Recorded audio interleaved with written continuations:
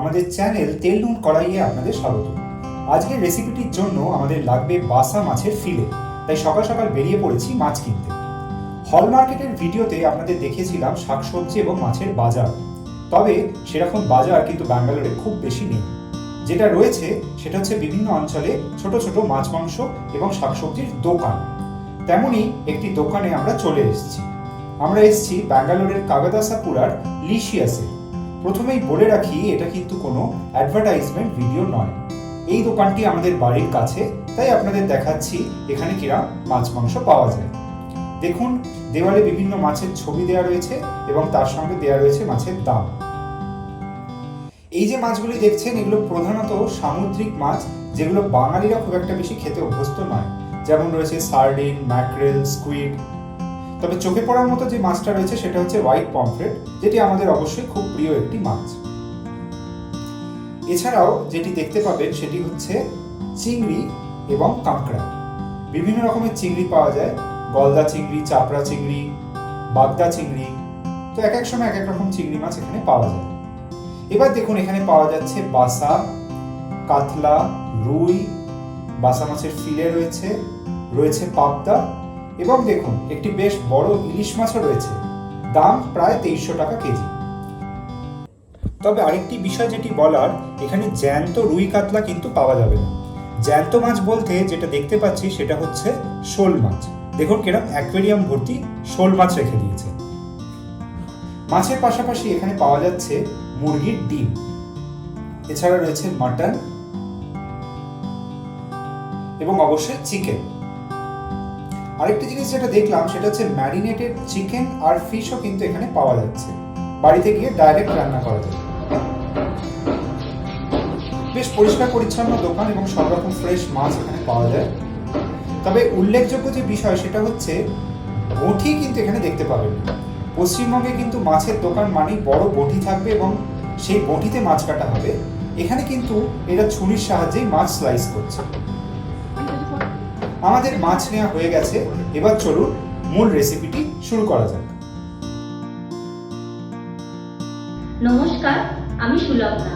আমাদের চ্যানেল তেল নুন কড়াইতে আপনাদের স্বাগত জানাই। সর্ষে পোস্ত দিয়ে মাছের পাতুরি আপনারা সবাই জানেন এবং খেয়েছেন। তবে আমি আজকে একটি নতুন রেসিপি ট্রাই করব, সেটি হলো বাসা মাছের হরিয়ালি পাতুরি। চলুন দেখে নেওয়া যাক রেসিপিটি। আশা করি আপনাদের এই ভিডিওটি ভালো লাগবে। এই রেসিপিটি করার জন্য প্রথমেই আমি এখানে নিয়ে নিয়েছি কিছুটা ধনেপাতা, পুদিনা পাতা, 4-5 কোয়া রসুন, 1 টুকরো আদা, কাঁচা লঙ্কা, লেবু এবং টক দই। এরপর আমি প্রত্যেকটি উপকরণ একটি মিক্সিং জারে নিয়ে নিচ্ছি। ঝালটা আপনাদের টেস্ট অনুযায়ী দেবেন। আমি এখানে 2টো লঙ্কা ব্যবহার করেছি, আপনারা বেশি বা কম ব্যবহার করতে পারেন। প্রত্যেকটি উপকরণ মিক্সিং জারে নিয়ে একটি স্মুথ পেস্ট তৈরি করে নিয়েছি। এখানে আমি বাসা মাছের ফিলেটিকে নুন, গোলমরিচ এবং লেবু দিয়ে আগে থেকে ম্যারিনেট করে রেখেছিলাম। এরপর দিয়ে দেবো ওই সবুজ পেস্টটি এবং দিয়ে দেবো পরিমাণ মতো নুন। নুন আগে কিছুটা দেওয়া ছিল, তাই আমি বুঝে আরো কিছুটা নুন ব্যবহার করেছি। ভালো করে মাছটিকে ওই পেস্টের মধ্যে মাখিয়ে নিতে হবে। ভালো করে মাখানো হয়ে গেলে দিয়ে দেবো কিছুটা সাদা তেল, এবং এই সাদা তেল দিয়েও আমি মাছটাকে ভালো করে মাখিয়ে নেব। ভালো করে মাখানো হয়ে গেলে কিছুক্ষণ আমি নর্মাল ফ্রিজে রেখে দেবো মাছটা ম্যারিনেট হওয়ার জন্য। এরপর আমি একটা চাটু বসিয়ে নিয়েছি গ্যাসের ওপরে, এবং চাটুটা গরম হয়ে গেলে প্রত্যেকটি কলাপাতা আমি এখানে সেঁকে নিচ্ছি। তাহলে কলাপাতার যে কড়কড়ে ভাবটা কেটে যাবে এবং নরম হয়ে যাবে। তার ফলে যখন আমি বাঁধবো সেটা কিন্তু ফেটে বা ছিঁড়ে যাবে না। আমি এখানে বড় বড় কলাপাতাকে ছোট ছোট করে কেটে এইভাবে সেঁকে নিচ্ছি। ভালো করে চাটুর ওপর দিয়ে এইভাবে সেঁকে নিতে হবে। সেঁকা হয়ে গেছে। এরপরে পাতুরি বাঁধার পালা। তার জন্য একটি করে কলাপাতা নেব এবং কিছুটা করে ফার্স্টে পেস্ট দিয়ে দেবো। দিয়ে দেবো ম্যারিনেটেড মাছটা, এর উপর দিয়ে দেবো একটা কাঁচা লঙ্কা এবং আরো কিছুটা পেস্ট ওপর থেকে দিয়ে দেবো। এরপরে পাতুরির মতো করে কলা পাতাটাকে বেঁধে নেব। দেখতেই পাচ্ছেন আমি এভাবে বেঁধেছি। আর একটা মাছ আমি বেঁধে দেখাচ্ছি আপনাদের সুবিধার জন্য। দেখুন, প্রথমে আমি এখানে কিছুটা পেস্ট নিয়ে নিয়েছি, পেস্টটাকে কিছুটা ছড়িয়ে দিয়েছি। এরপরে আমি দিয়ে দেবো ম্যারিনেটেড মাছটা এবং কিছুটা আর একটু পেস্ট, সেই সঙ্গে দিয়ে দেবো একটা কাঁচা লঙ্কা এবং আরো কিছুটা পেস্ট কাঁচা লঙ্কার উপরে দিয়ে দেব। এরপরে দেখুন, এইভাবে আমি কিন্তু কলা পাতাটাকে মুড়ে নিয়েছি এবং সুতোর সাহায্যে বেঁধে নিয়েছি। যেভাবে সাধারণত পাতুরি মুড়ে সেইভাবেই কিন্তু আমি করে নিয়েছি। দেখতেই পাচ্ছেন বেঁধে নিতে হবে এবং এক্সট্রা যে সুতোটা আমি কেটে দিচ্ছি। এইভাবে আমার প্রত্যেকটি মাছ বাঁধা হয়ে গেছে।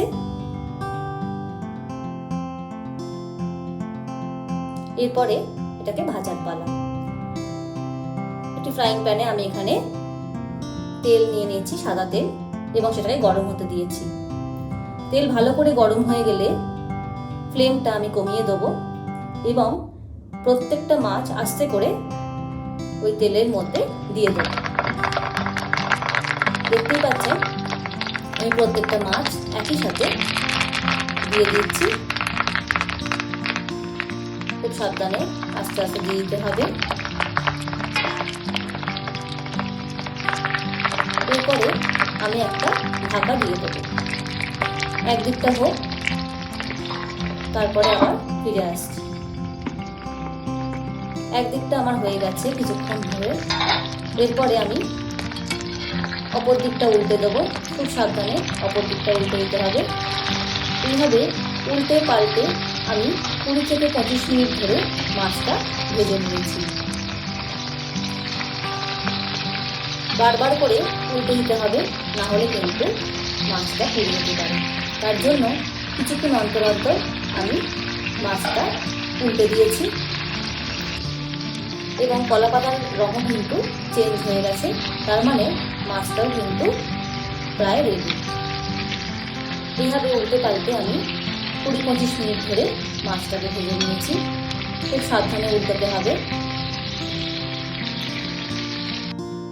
20-25 মিনিট হয়ে গেছে। এরপর কিন্তু তেল থেকে মাছ আমি তুলে নেব, কারণ পাতুরি কিন্তু আমাদের রেডি।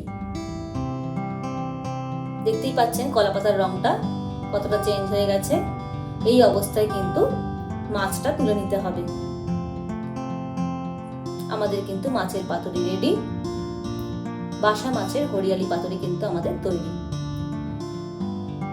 মাছগুলোকে নাবিয়ে আমি এখানে সুতোগুলোকে কেটে নিয়েছি এবং আপনাদের সামনে খুলে দেখাচ্ছি যে ভেতরটা কিরকম দেখতে হয়েছে এবং কতটা সুন্দর কুক হয়েছে।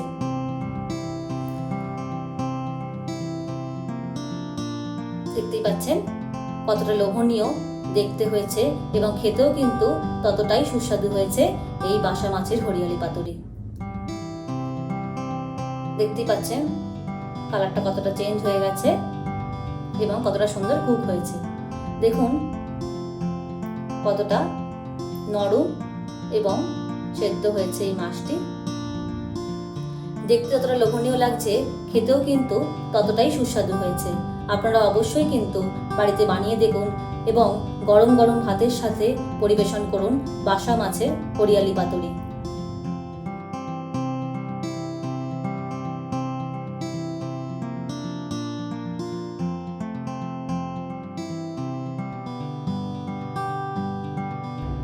এই রেসিপিটি আপনাদের কেমন লাগলো অবশ্যই আমাকে কমেন্টে জানাতে ভুলবেন না।